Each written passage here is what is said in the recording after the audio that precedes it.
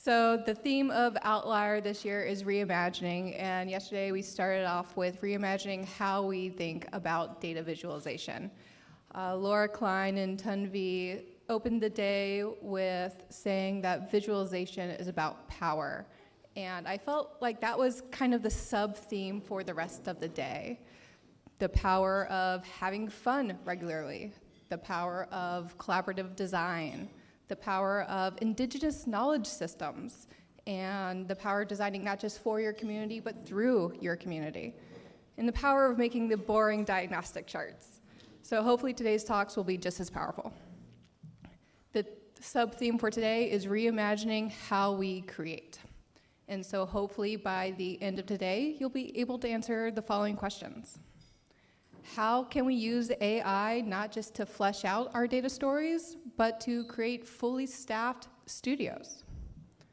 How, in this day and age of bias and misinformation, can we address the responsibility of designing ethically and building trust with our audience? How can we use tools, old and new, to improve data literacy and bring more context to our visualizations? And then how, as always, can we work towards innovating, not just within our field, but across it and beyond it? And so today, we will hear about some incredible, innovative ways to create visualizations. And then tonight, we're going to celebrate and recognize some of the exemplary work created last year in the 2024 Information is Beautiful Awards ceremony. So I was hoping to do a quick poll, show of hands, if you have either submitted to the Information is Beautiful Awards or judged for the Information is Beautiful Awards.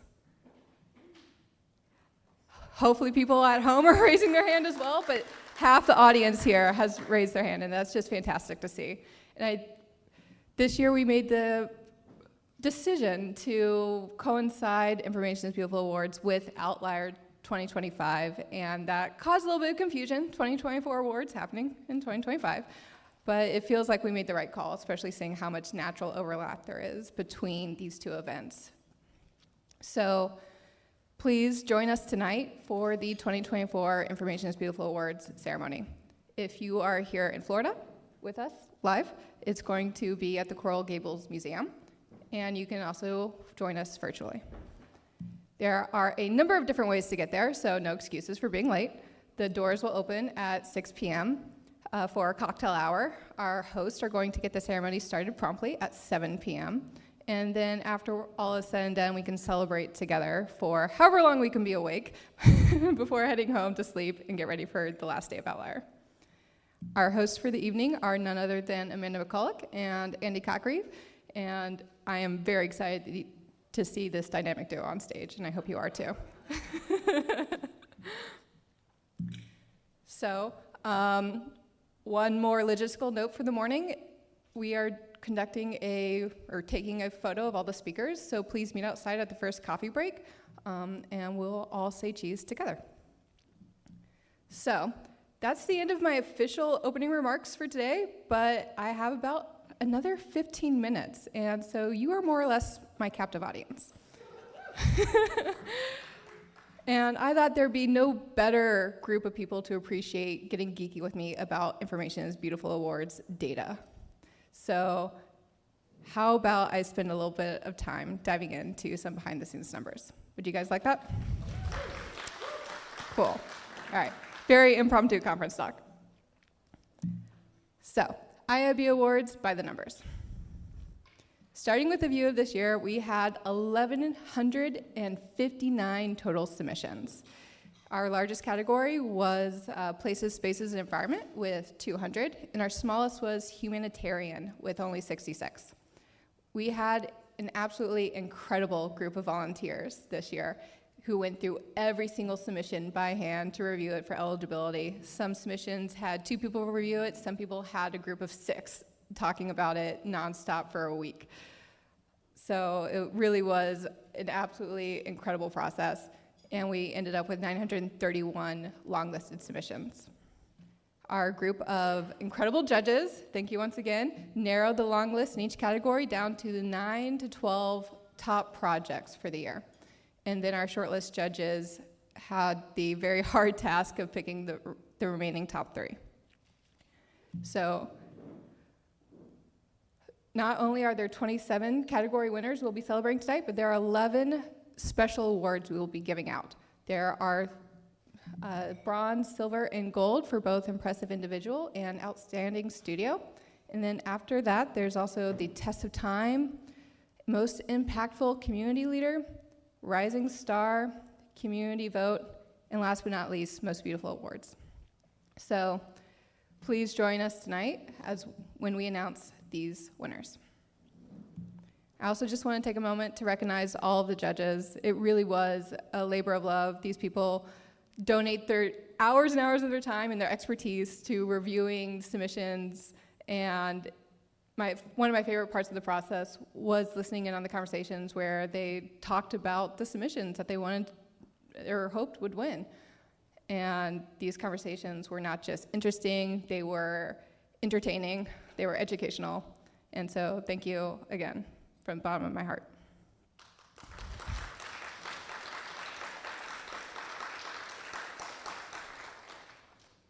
All right, so zooming out and looking at the submission numbers across the years, we can see that 2024 is the second largest year to date. 2022 had about 1,254 submissions, but 2022 was also a weird year because COVID happened, and so the Information is Beautiful Awards didn't happen for 2020 or 2021. And so in 2022, they accepted projects from 2020, 2021, and had a special COVID-only category. And so I feel like that makes 2024 a standout year even more so because it was just a singular year. And I think that's just a testament to how much people are making data visualizations. It really is incredible to see how much this field has grown, even since I've joined. So my first question when exploring this data was, where are all the submissions coming from? So we can see that global participation in the awards has been increasing year after year. I feel like this is probably in part due to data visualization studios like Continentalist, Odd Studio, Revisual Labs, and others opening across the globe. I think it's also in part a testament to the hard work of the teams that have been organizing the Information is Beautiful Awards. They've made expanding global awareness about the awards and encouraging people from all walks of life and all parts of their careers to submit. And since that priority has been a year after year, it really, I think, shows in the data.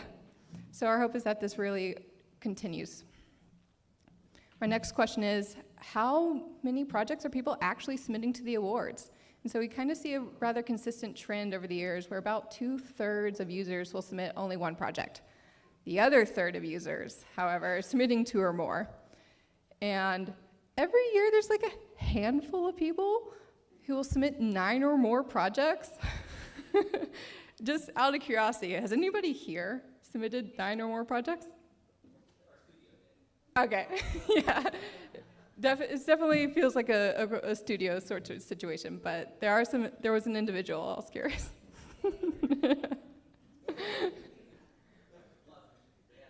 Yeah, absolutely, your fees paid for the ceremony tonight. All right.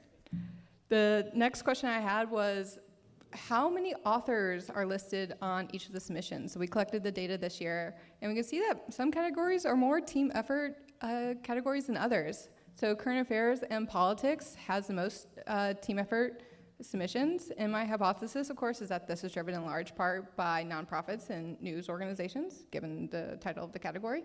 And then people, language, and identity, on the other hand, have the most single author projects. And I feel like this might make sense because if you're doing something like quantified self projects, it's going to be mostly you. But let's test those hypotheses. So looking at the correlations between categories and user types, I've generated this wonderful little heat map. So for those who don't know, when users submit to the Information is Beautiful Awards, you can choose one particular account type to register as. There's corporate, government, NGO, educational, individual, media, small organization, or member of the public, or student. And so we can see, smack dab in the middle there, that the strongest correlation is in fact between media organizations and current affairs and politics. So, go me. The next 2 strongest correlations are between corporate and business analytics. Raise your hand if you're surprised. and small organizations like Data Viz Studios and Unusual. And so one of the things we noticed this year were a lot of really cool data visualization projects and exhibitions, and it felt like those were coming predominantly from small data viz studios, and so it's really cool to actually have that observation corroborated with the data. So this was fun to see for me personally. A couple other things I want to shout out. The two most common account types submitting to people, language, and identity are small organizations again, but also students. So I feel like that also supports my other hypothesis. So go me again. And then lastly, I really wanted to dive in and focus on just members of the public and students. These are account user types that do not have to pay to submit to the awards. And the reason for that is because theoretically these are projects that they're creating in their own free time. They're not being paid for them either. And so these are the categories, the topics of projects that people are working on when they're doing it just for fun. And so we can see that as predominantly arts, entertainment, and culture, leisure, games, and sports, people, language, and identity, and places, spaces, and environment. So that was just kind of fun to see what people work on for fun. All right, moving on. The next question I had was looking at what categories co-occur together. When users submit to the awards, they choose a primary category, and then they also have the option of submitting a secondary category, a secondary topic that their project might fall under. And so I decided to see where those projects overlap. If a submission only listed a primary category, I counted that as it being paired with itself. And so we can see that leisure, games, and sports wins for the category least likely to play well with others, which I just absolutely enjoy. And then followed by business analytics as the most likely categories to be paired with themselves. Next, there's the unusual category, which is different from all the other categories. Unusual, I feel like, describes how the data visualization is made, what was made, or what methods were used to make it. It's not really describing the topic. And so it makes sense that people would often pair unusual, which is describing what was being made or how it was made, with a secondary category describing what the data visualization is actually about. So that also makes sense to me. And then there are a couple of weird, deserts that were really fun. So, for example, between arts, entertainment, and culture, it doesn't really overlap as much with business analytics, current affairs and politics, and humanitarian, which I thought was surprising because it feels like there should be a lot of overlap there. And then hopefully people will be inspired from the incredible talks this year to try to bridge the unusual business analytics gap. I feel like there's room for innovation there. All right, and since today is all about reimagining how we create, of course, I had to dive into the tools that people were using to create data visualization. So I went through the list of all the tools by hand and cleaned them, and this is going to be, yeah, that was a deal. And I assigned them to general rough categories. And so this data is not clean, not perfectly clean, it's not perfect, but I think you can get the picture well enough. And so we can see that the largest tool categories that people are using are graphic design and motion, data engineering analytics tools, programming, and of course just data visualization tools. And hopefully the font is big enough. You can see the actual specific tools. These are the 3 most popular tools per category, and everything else is lumped into other. And so the most common tools were Adobe Illustrator, Excel, Figma, Tableau, D3.js, Python. And in fact, I think it was about 48% of all of our submissions this year are listed at least one Adobe project, or one Adobe tool. So there's a lot going on, but I'm going to zoom in on just this one little corner of the chart over here, because I feel like this is where the most interesting tools are being used. And so I made this last chart with my remaining 2 functional brain cells last night, so please don't judge too much. I warned you. So you can see that the oddball tools, Blender, machine learning, Maya, it's a 3D rendering software, Rhino, CNC machines. There were a couple of beadwork projects. We had 4 crochet projects. There were 9 just straight up pen and paper, or projects that at least listed pen and paper, right? And so it's really cool to see what people are tinkering with and playing with in this fun corner of this graph. All right, so with that, I think we're going to go ahead and get started with Outlier Day 2. Thank you.